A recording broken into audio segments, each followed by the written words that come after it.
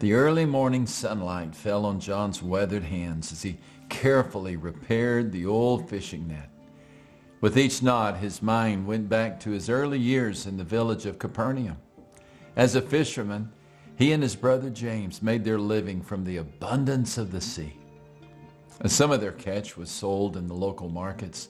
Some they sold to the Greek communities across the shore who had less restrictions about the type of fish they could eat. It was a good way for those located on the coast of the Sea of Galilee to make a living. It was so lucrative, in fact, that even King Herod and King Philip, the monarchs of their region, had gotten into the fishing business. John had seen the number of boats working on the sea vastly increase during his lifetime as a result of their involvement. Yes, it had been a good and peaceful life for them beside the still waters of the sea. Well, at least most of the time. For every seasoned sailor on Galilee had witnessed the storms that whipped through the region. They would rise up quickly and without warning.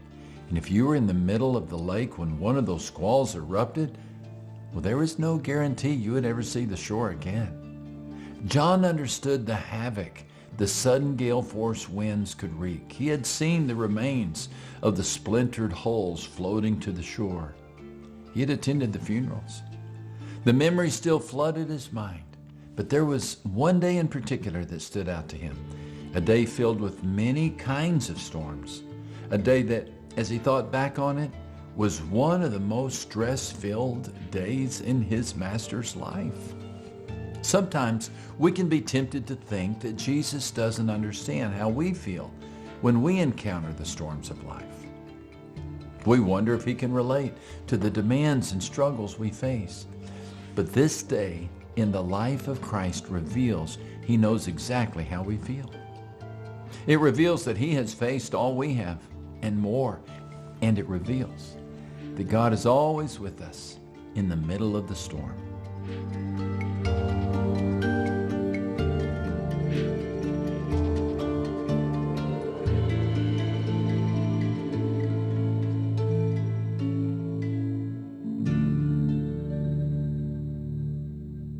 The morning dawns with the news that John the Baptist had been put to death. The fiery preacher had been decapitated at the order of the incestuous King Herod. Even worse, the emissaries who brought the news reported that Herod was also interested in removing Jesus' head. So with the storm clouds forming, Jesus decided to retreat to a solitary place. But before he could get away, the disciples arrived. Jesus had sent them out into the surrounding villages to proclaim the gospel and authenticate it with miracles. And they were excited to report on everything they had done and seen. In a matter of moments, Jesus' heart went from the pace of a funeral dirge to the triumphant march of a parade. The disciples were not the only ones who found Christ. Trailing behind them was a crowd of 5,000 plus people. The mass swarmed around Jesus, wanting to meet the man who had empowered the disciples. And what had been a calm morning now buzzed with excitement. The disciples didn't even have time to eat. So Jesus took them to a quiet place across the sea where they could rest and reflect. And for a few precious moments, the world was quiet, with the only sounds coming from the waves of the slapping against the hull.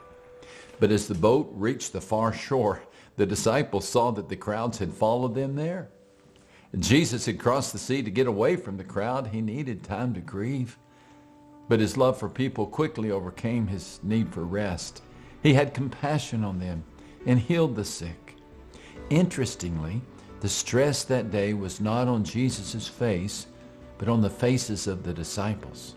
John remembered it well, for it led to the fourth great miracle he would record. It began with a question from Jesus. Where shall we buy bread for these people to eat? The query was directed to Philip. The disciple staggered for a minute before he answered, it would take more than half a year's wages to buy enough bread for each one to have a bite. Philip was thinking practically, and Andrew quickly chimed in. There is a lad here who has 5 barley loaves and 2 small fish, but What are they among so many? Notice that phrase, so many. Jesus recognized the needs of so many. Philip saw no way to help so many. There were too many mouths and not enough moolah. Andrew had the start of an idea, but it wilted under the pressure of so many. We can't really fault him. After all, we do the same. Our version of so many might be so many diapers, or so much homework, or so many traffic jams. Or it might be weightier matters, something as disruptive as so many surgeries, or so much depression, or so many unpaid bills. Whatever it is, the demand outstrips the supply, and we're left feeling as hopeless as Philip and meager as Andrew. For John's part, he still wondered at his own lack of faith. He had seen Jesus turn water into wine, do a long-distance healing of a sick boy, raise up a man who had been paralyzed. But he remained silent in this moment. He counted the hungry people, the money in their bag, and the amount of food they had.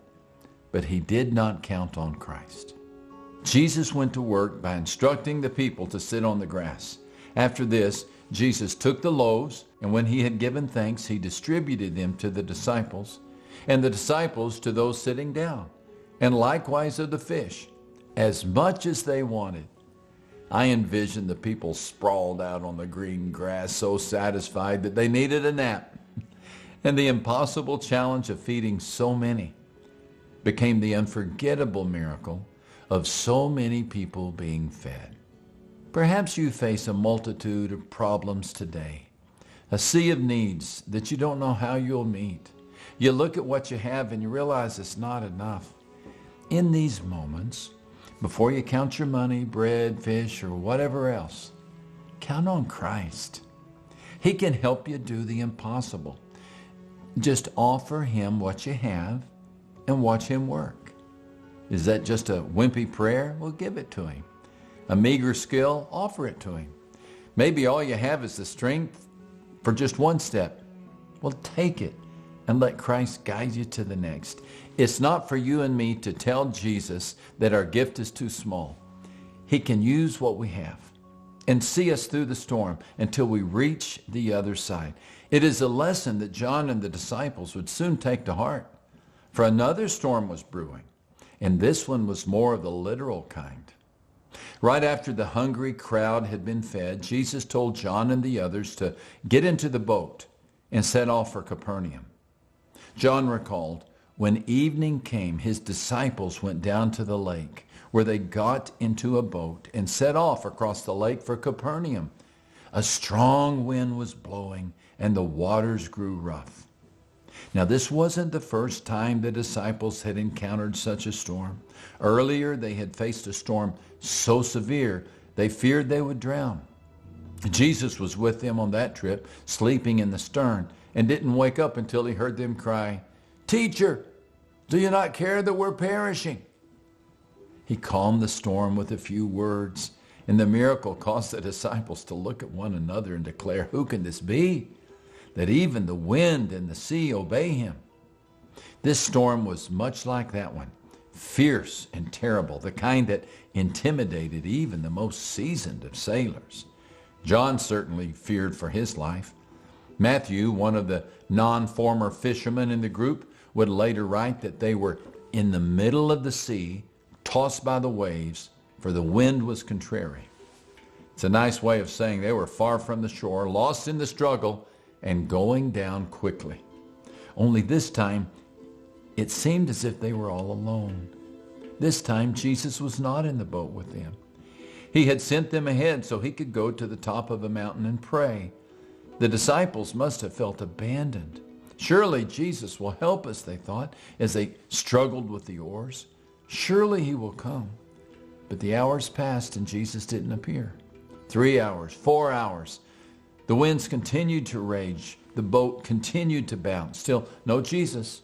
For 6 long hours they fought the storm and sought the Master. It was only then that Jesus appeared. But it wasn't in the way they expected. John could still smile when he recalled how suddenly they saw Jesus approaching the boat walking on the water, and they were frightened. Before Jesus stilled the storm, he came to his friends in the storm, and he said to them, "It is I. Don't be afraid." The literal translation of Jesus' words are, "I am. Don't be afraid." I am is God's name. In fact, if God had a calling card, it would contain this imprint, "I am." He had used it ever since Moses saw the burning bush that refused to burn up. It was a title of steadiness and power, a title he still uses with us today. Storm clouds still roll into our lives and rocky seas still erupt. And just as we have no authority against the squalls of nature, we have no authority against the squalls of life. A marriage that we despair will be lost. A rebellious child we fear will never return. A financial burden that we can see no way to overcome. Storms, they overtake us. And in the middle of our struggles, we wonder if God will ever arrive. But it is at these moments that he answers with his name, "I am." It is when we wonder if he is able that he declares, "I am." It is when we see nothing but darkness that God breaks through with his light and declares, "I am." If you're currently in a storm, just think about the disciples' experience on the boat. Yes, you want this squall to pass and the winds to still, but above all, you want to know and need to know that the great I am is near. Jesus is with you in the storm and says, "I am coming." Such was the experience of the disciples. After he had spoken his name and told them not to be afraid, nothing around them had changed. The storm still raged.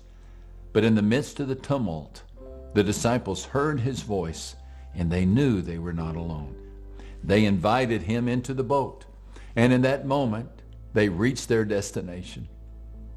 As John wrote, they willingly received him into the boat, and immediately the boat was at the land where they were going.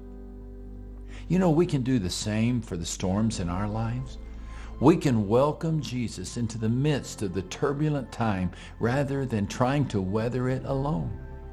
By all means, we need to keep rowing the boat and bailing the water, but we need to invite Christ to enter the craft.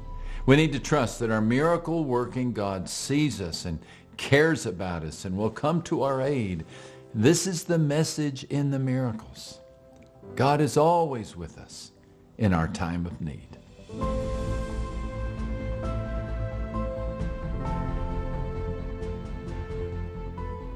John couldn't wait to step back on the land once he and the rest of the disciples reached the shore of Capernaum. It had surely been a day filled with storms, a roller coaster of emotions, ranging from grief at John the Baptist's death to the joy of telling Jesus about all they witnessed God doing in the land, to the stress of dealing with a hungry crowd, to the relief of finally being back on the shore after a near-death experience at sea. It was a day that John would long remember, a day that would forever change the way he looked at bread and fish. But above all, it was a day that he would return to often, when he needed to be reminded of one simple truth: God is always with us and will always see us through to the end.